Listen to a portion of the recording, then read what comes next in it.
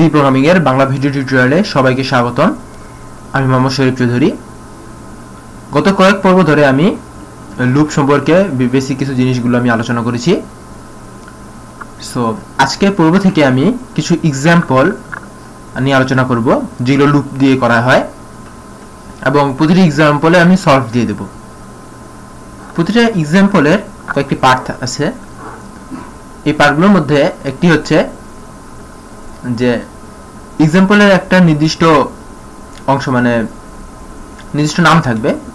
আমি যে কি কাজটা করব সেটা একটা প্রজেক্টের মতো থাকবে, যে ছোটখাটো, খুবই ছোট, অল্প প্রজেক্টের মতো, যে আমার কাজটা হচ্ছে যে একটা পার্টিকুলার একটা কাজ করব। যেমন এই এক্সাম্পলে আমি এক্সাম্পল 1-এ আমি এখানে বলেছি যে print all integer between m and n in ascending order.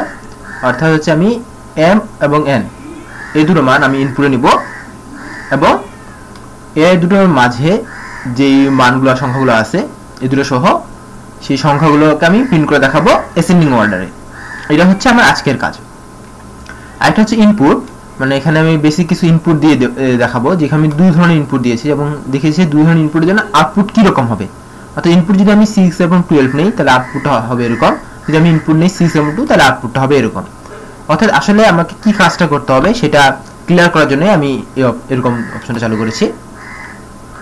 So আপনাদের কাজ হচ্ছে যে এই টিউটোরিয়ালটি ভালো করে লক্ষ্য করা এবং টিউটোরিয়ালটি ভালোভাবে বোঝা, এবং তারপর এই রিলেটেড অন্যান্য প্রবলেমগুলো সলভ করা। এবং অন্যান্য প্রবলেম সলভ করার আগে মূল যে কাজটা হবে সেটা আমি হয়তো এখানে একটি লুপ দিয়ে আপনাদেরকে করে দেব, এবং আপনাদের উচিত হবে বাকি যে লুপগুলো আছে সেই লুপগুলো দিয়ে ট্রাই করে দেখা যে আপনারা সেই লুপগুলো দিয়েও পারতেছেন কিনা। প্রথমেই বলেছি যে যেটা একটা লুপ দিয়ে সম্ভব সেটা বাকি সবগুলো লুপ দিয়েই সম্ভব। সো অফকোর্স সম্ভব হবে আপনারা যদি ট্রাই করেন তাহলে, এবং এভাবেই আপনারা লুপের প্রতি দক্ষতা বৃদ্ধি পাবে। এবং আপনারা বুঝতে পারবেন যে আসলে কোন লুপটা দিয়ে কোন কাজটা করা সোজা। সো আমরা আজকের এক্সাম্পলে চলে আসি।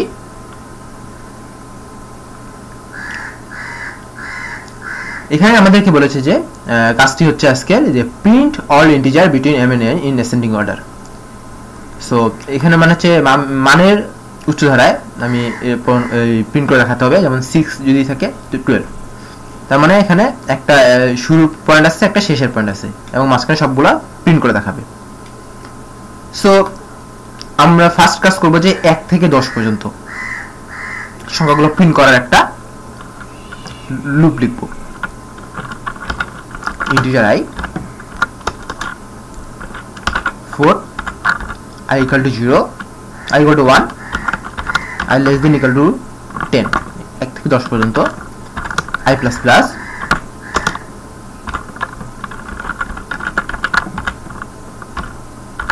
printf %d space i। So এই কাজটি করলে আমরা 1 থেকে 10 পর্যন্ত সংখ্যা প্রিন্ট করতে পারবো। যদি আমরা রান করি তাহলে দেখতে পাবো যে 1 থেকে 10 পর্যন্ত সংখ্যা প্রিন্ট করেছে। এর মানে কি, লুপটা 1 থেকে শুরু করে 10 পর্যন্ত ঘুরবে, মোট 10 বার ঘুরবে, এবং প্রতিবারে i এর মান প্রিন্ট করবে। এখন আমি যদি 1 এর মান 6 করে দিই, তার মানে কি i এর মান 6 থেকে 10 পর্যন্ত মোট 5 বার ঘুরবে, এবং 6, 7, 8, 9, 10 এই 5টা মান প্রিন্ট করবে। প্রিন্ট করেছে। সো আমি এখন এখানে দুটো ভেরিয়েবল নেব, ইন্টিজার স্টার্ট এন্ড, দুটো ভেরিয়েবল নিলাম, এবং স্টার্ট ইকুয়াল টু 6 করে দিলাম, এন্ড ইকুয়াল টু 12 করে দিলাম। এরপরে আমি এখানে i equal to a start এবং i less than equal to in লিখব।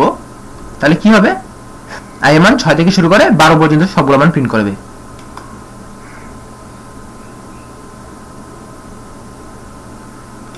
দেখুন আমরা কিন্তু এটাই চেয়েছিলাম। 6 আর 12 যদি থাকে তাহলে 6, 7, 8, 9, 10, 11, 12 প্রিন্ট করবে। সাধারণভাবে কিছু কাজ হয়ে গেছে, এখন আরো অনেক কাজ বাকি। যে কাজটা বাকি সেটা হচ্ছে যে এখন আমি এই দুটোর মান আমি ইনপুটে নেব, তাহলেই কিন্তু আমাদের মোটামুটি কাজটা শেষ। সো স্ক্যানএফ %d কমা M% স্টার্ট কমা M% প্রিন্ট নিয়ে নেই এবং প্রোগ্রামটা আমি যদি এখন রান করি, সো দেখতে পাবো যে আসলে কি হয়েছে। এখন আমি যদি 6 আর 12 নেই, তাহলে 6 থেকে 12 পর্যন্ত সবগুলো মান প্রিন্ট করে দেখাবে। কিন্তু এখানে একটা জিনিস লক্ষ্য রাখতে হবে যে স্টার্টের মানটা অবশ্যই ছোট হতে হবে, ইন্ডের মানটা অবশ্যই বড় হতে হবে। মানে এই কাজটা আমি সম্পূর্ণ করতে পেরেছি, বাট এই কাজটা কিন্তু আমি এখন পর্যন্ত করতে পারিনি, কারণ এই ইনপুটটা যেন কোনো কিন্তু আউটপুট আসবে না। যেমন 6 2 দিলে কোনো আউটপুট আসবে না। এই কাজটা আমাকে কিভাবে করতে হবে সেটা লক্ষ্য করি। এখানে আমি কি করেছি, অ্যাসেন্ডিং অর্ডার, মানে যদি প্রথমটা যদি ছোট হয় পরেরটা যদি বড় হয় তাহলে তো সেই অর্ডারে প্রিন্ট করতেছে, বাট প্রথমটা যদি বড় হয় পরেরটা যদি ছোট হয় তাহলে কি করতেছে, শেষ থেকে শুরুতে আসতেছে। এটাই কিন্তু এখন এই ক্ষেত্রে কি হচ্ছে, স্টার্টিংটা হচ্ছে কি শেষেরটা এবং ইনটা হচ্ছে শুরুরটা। যদি আমি এই ইন্ডের মানটা স্টার্ট করে দেই, স্টার্টের মানটা যদি ইন্ড হয়, স্টার্ট মানে যদি ইন্ড হয় এবং ইন্ডের মানটা যদি স্টার্ট হয়ে যায় তাহলে কিন্তু হয়ে যাবে। ব্যাপারটা যদি আমি বুঝাই এভাবে যে যদি 6 এর মানটা স্টার্টের মানটা যদি বড় হয়, যদি আমি স্টার্টের মানটা বড় হয়ে যায় তাহলে কি করতে হবে, আমি ইন্টারচেঞ্জ করে ফেলবো, কাজ শেষ। ইফ যদি স্টার্টের মানটা বড় হয়ে যায় তার থেকে ইন্ডের থেকে, তাহলে হবে ইন্টারচেঞ্জ। ইন্টারচেঞ্জের জন্য কত লাগে, একটা আমি নতুন ভেরিয়েবল নিব, temp equal to start equal to int equal to 10। এটা হচ্ছে ইন্টারচেঞ্জ। কিভাবে করা হয় আমি এক পর্বে বর্ণনা করেছি।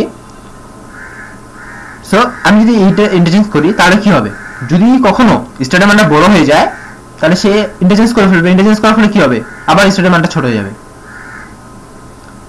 সো এই প্রোগ্রামটা যদি রান করি, এখন আমি যে ইনপুটই দেবো না কেন, যদি আমি 6 2 দেই তাহলে সরি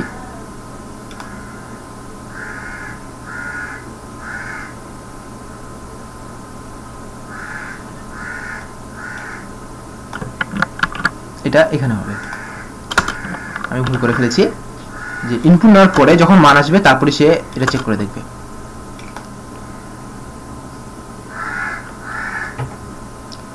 যদি আমি ইনপুট নিই 6 2 তাহলে 2 3 4 5 6। ভুলটা আমি করেছিলাম যে এই ইন্টারচেঞ্জটা আমি ইনপুট নেওয়ার আগেই করে ফেলেছিলাম, সো এটা করা যাবে না।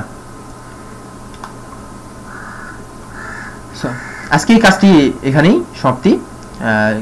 এই ধরনের ইনপুট আউটপুট বিভিন্ন রকম আপনারা ট্রাই করতে পারেন। এমনও করতে পারেন যদি যে 6 2 আসলে তাহলে 6 5 4 3 2 ভাবে প্রিন্ট করবে, শুরু থেকে শেষ পর্যন্ত প্রিন্ট করবে। তাহলে 6 12 দিলে 6 7 8 9 10 11 12 প্রিন্ট করতেছে, আবার 6 2 দিলে কি প্রিন্ট করবে, 6 5 4 3 2। এই কাজটি করে দেখতে পারেন। সো ধন্যবাদ সবাইকে আমার সাথে থাকার জন্য। দেখা হবে পরের টিউটোরিয়ালে নতুন একটি এক্সাম্পল নিয়ে। ধন্যবাদ সবাইকে।